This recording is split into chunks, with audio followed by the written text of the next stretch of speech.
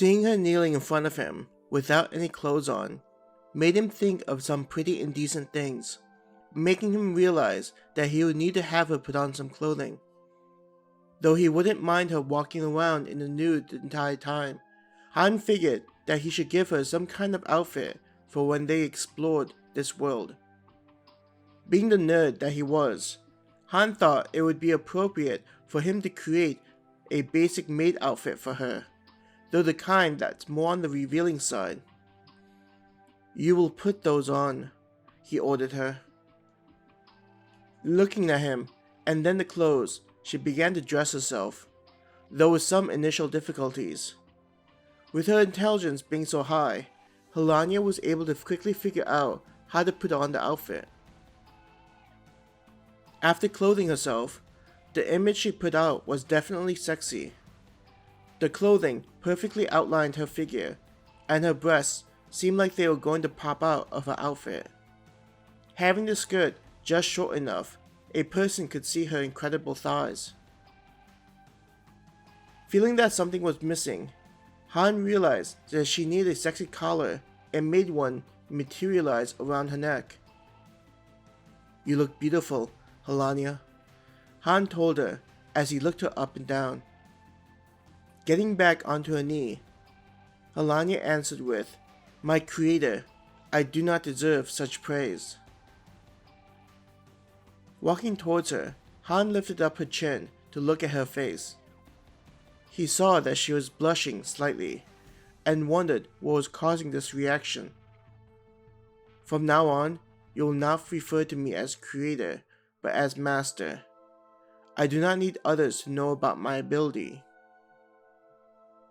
"Yes, my master," Helania responded, gazing up at him.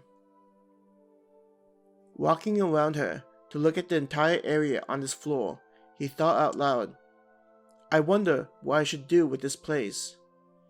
Thinking about dungeons and games, he chuckled and thought, "Maybe I should set a maze in here." "That would be an excellent idea, my master," Helania told him. She got back up and made sure to stand on his right side, slightly behind him to signify her position and status. Making a drawing table with drawing supplies on it appear in front of him to his right, Han ordered Helania, "I want you to draw me an incredibly complex and difficult maze." "Yes, my master," Helania said, and moved towards the table and sat down at the attached seat. She immediately began to draw out an intricate maze as Han watched over her shoulder. "Make sure to identify suitable locations to place a variety of traps," he reminded her. After several minutes, Helania got up and moved to the side of the table so he could get a better view of her results. Looking at the paper, Han saw an incredibly detailed map of an expansive labyrinth. On the bottom of the diagram, he saw a variety of traps written out with corresponding symbols that matched the ones listed throughout the maze. There were pits with spikes, arrows that shot out of the wall, ceilings that would glow and crush, thorns that would randomly appear on different parts of the labyrinth. Just seeing how complex it was, he didn't know if he would be able to complete it without being killed. Laughing at how great a job she did, Han placed his hand on her head and gently stroked her hair. "I'm delighted that I created you. You're already performing better than I expected," he congratulated her. Looking at him, Helania bowed her head, hiding the smile on her face.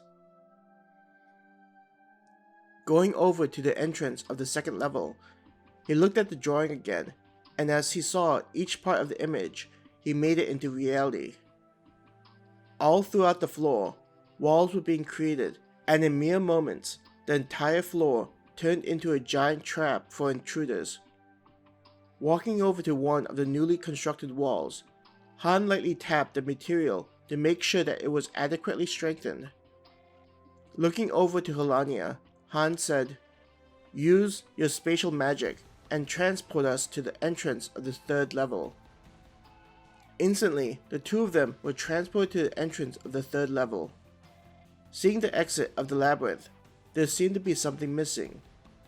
Snapping his fingers, Han imagined the image of a beautiful woman with blonde hair and similar proportions of Helania, though with a more athletic body, and with horns coming out of the side of her head and tail coming out of her. Giving her a bikini-looking outfit made from animal skins, he named her Minatoya and gave her similar stats as Helania, though without the magical abilities. She did have high defense against magical and physical attacks. He could have given her magical skills, but he felt that intruders should have a fighting chance. He smiled, thinking of how intruders would react to a beast woman with such high stats. Seeing her eyes opening, Han announced, "I am your master. Your name is Minatoya, and you must fulfill my will. This level shall be your domain, and you will prevent any intruders from leaving this floor." Minatoya went to her knee and said, "I shall complete your orders with absolute obedience and devotion, my master. I only exist to fulfill your will." Han found it interesting how they treated him as a god, though considering how he created them from nothing, it was easy to see. The one thing he didn't need to worry about was for them to betray him, like all the other people in his life. Going over to Minatoya, Han touched her shoulder and signaled her to rise. Sliding his hand down her chest, he felt the soft and fulfilling feeling of her assets. He could feel her breathing quickening and continued to grope her. "You are my beautiful Minotaur. I know that you'll make me proud," he told her in a gentle voice. Removing his hand from her body, Han turned around and continued up the stairs to the third level. Han didn't even look to see if Helania was following him. The next level was similar to the floor beneath it. Thinking about it, Han decided to make this level a little different from the previous one. Imagining a sweltering and humid jungle, thick and ancient-looking trees came sprouting from the floor. Wrapping each of the trees in thick vines, a person would barely see brown and instead just saw a jade-colored forest. Smelling the jungle, he felt like he was entering into the Amazon. He pictured giant anacondas, though these had potent toxins, monkeys that jumped from tree to tree and would throw poisonous spores at intruders, leopards that would slink between the branches and the ground, and giant poisonous spiders that would spin massive webs to trap those entering the jungle. Changing the ceiling to look like the sky and the floor to be covered in deep soil, the level honestly looked like it belonged outside and would confuse those entering his stronghold. Signaling Helania, they moved to the foot of the stairs leading to the fourth floor. Like on the previous level, he planned to create creatures that would guard his floor. This time, Han pictured two different women, both drastically different. The first female was a lamia with jade-colored hair and serpent's tail. The tail was extremely long, like an anaconda's, and would help her to attack intruders. This time, he didn't provide her with clothes and let her hair partially cover her mesmerizing breasts. Her name would be Anaclus, and her base stats were just as OP as all of his other creations. Her specialty was going to be stealth and help her to hide from intruders. He gave her an imposing bow that didn't require any arrows and would shoot out paralyzing arrows. The second creation would be an arachnia, so instead of a serpent's tail, the lower half would be a spider's body. Where the head belonged, a beautiful woman's body emerged. He thought it would fit her image to have shoulder-length hair and made it purple. Just like her sister, Aurasia wouldn't be covering her beautiful assets. These sisters would be loving towards one another and help each other in protecting this jungle. They would indeed think of themselves as being siblings and work to protect one another. Both sisters were specialized in stealth, though Eurasia was closer to being an assassin instead of Anaklus's ranger skills.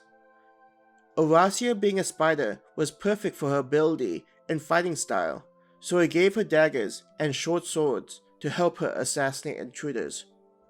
While Anaklus would attack from a distance and help paralyze her opponents, Eurasia would sneak up behind them and finish them off. Both of them were enough to eliminate any potential threats, but he liked giving them fighting styles. With the size of the floor, it would be effortless for intruders to get lost and become easy prey for any of the numerous creatures. Both of them opened their eyes and bowed before him. Considering they were unable to kneel, walking up to both of them, he felt their smooth skin, and bringing them closer to him, Han gave each of them a passionate kiss.